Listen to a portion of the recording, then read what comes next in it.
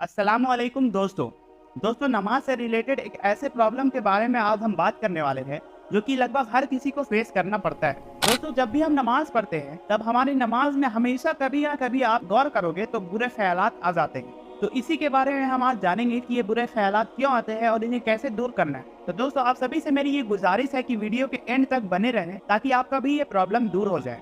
दोस्तों सबसे पहले हमें ये जानना जरूरी है बुरे ख्यालात नमाज में ही हमेशा क्यों आते हैं। तो चलिए लेकर चलता हूँ आपको उस वक्त में जब हमारी ये दुनिया नहीं बनी थी। दोस्तों याद करें कुरान चैप्टर 2 सूरह अल-बकरा आयत नंबर 30 to 38। इसमें यह बताया गया है कि अल्लाह ताला कैसे मिट्टी से हजरत आदम अलैहिस्सलाम के पुतले को बनाते हैं और फिर उसमें अपनी रूह फूंकते हैं और वो पुतला जिंदा हो जाता है जो कि आदम अलैहिस्सलाम का था। और ये काम सिर्फ और सिर्फ अल्लाह ताला ही कर सकते हैं, उनके अलावा ये काम और कोई भी नहीं कर सकता है। दोस्तों उसके बाद अल्लाह ताला फरिश्तों को ये हुक्म देते हैं कि आदम अलैहिस्सलाम को सजदा करो।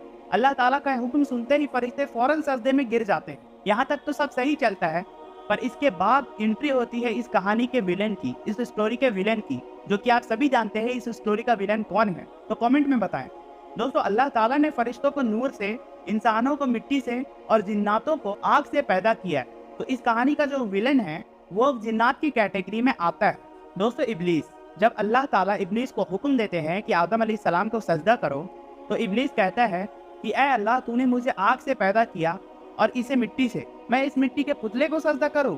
इब्लीस सजदा नहीं करता है और वो काफिर हो जाता है।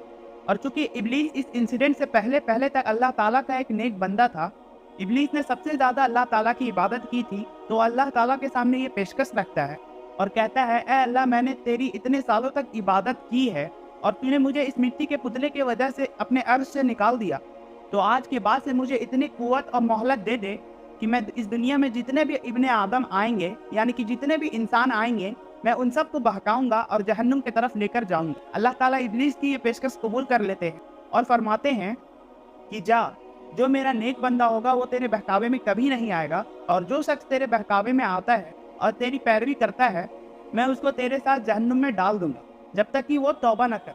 दोस्तों शैतान हर मुमकिन कोशिश करता है हमें बहकाने की, इसीलिए वो हमारी नमाज को खराब करने के लिए हमारे जहन में नमाज के दौरान बुरे ख्यालात डालता है, क्योंकि नमाज तो अल्लाह के लिए हम पढ़ते हैं और नमाज से हमें जन्नत मिलेगी, और शैतान ये हरगिज नहीं चाहेगा कि हम जन्नत में जाएं। और जाहिर सी बात है हमारा ईमान तो सहाबाए कराम जैसा है नहीं जो हमारे दिमाग में नमाज के दौरान ये बुरे ख्यालात ना आए, बल्कि हम तो कमज़ोर हैं, हमारा ईमान भी बहुत कमज़ोर है, इसीलिए शैतान के लिए हमें बहकाना आसान हो जाता है। दोस्तों एक बुजुर्ग की खिदमत में एक आदमी आता है और वो कहता है कि हजरत मैं बहुत परेशान हूँ, जब भी मैं नमाज पढ़ता हूँ तो मेरे दिमाग में इतने बुरे ख्यालात आते हैं कि अल्लाह की पनाह, जब ये हाल है मेरा तो वो सजदा ही क्या सजदा हुआ, वो तो सिर्फ ज़मीन में टक्करें लगाना हुआ। तब उन बुजुर्ग ने पूछा तुम ये जो सजदा कर रहे हो क्या तुम्हारे नज़र में ये सजदा बहुत ही बुरा है और गंदा सजदा है?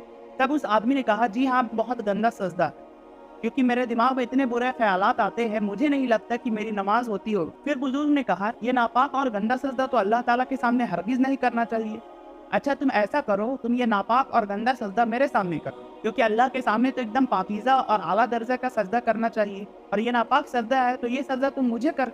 वो आदमी कहने लगा तौबा तौबा, मैं ये सजदा आपके सामने कैसे कर सकता? तब उन बुजुर्ग ने फरमाया इससे पता चलता है कि ये सजदा सिर्फ उसी जात के लिए और ये पेशानी सिर्फ उसी के सामने झुक सकती, और ये जो अनजाने में तुम्हारे दिमाग में, तुम्हारे जहन में बुरे ख्यालात आ रहे हैं वो तुम्हारा कुछ भी नहीं बिगाड़ पाएंगे। तो दोस्तों अगर आपके भी दिमाग में नमाज के दौरान बुरे ख्यालात या गंदे ख्यालात आते हैं तो आप ये हरगिज ना समझे कि आपकी नमाज नहीं हुई या आपके नमाज पढ़ने का कोई भी फायदा नहीं हुआ। दोस्तों ये शैतान की एक चाल है, आप नमाज पढ़ते रहें और उन बुरे ख्यालात को दूर करने की कोशिश करते रहें।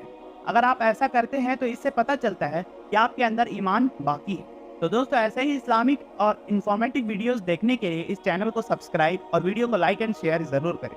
मिलते हैं नेक्स्ट वीडियो में। अस्सलाम वालेकुम।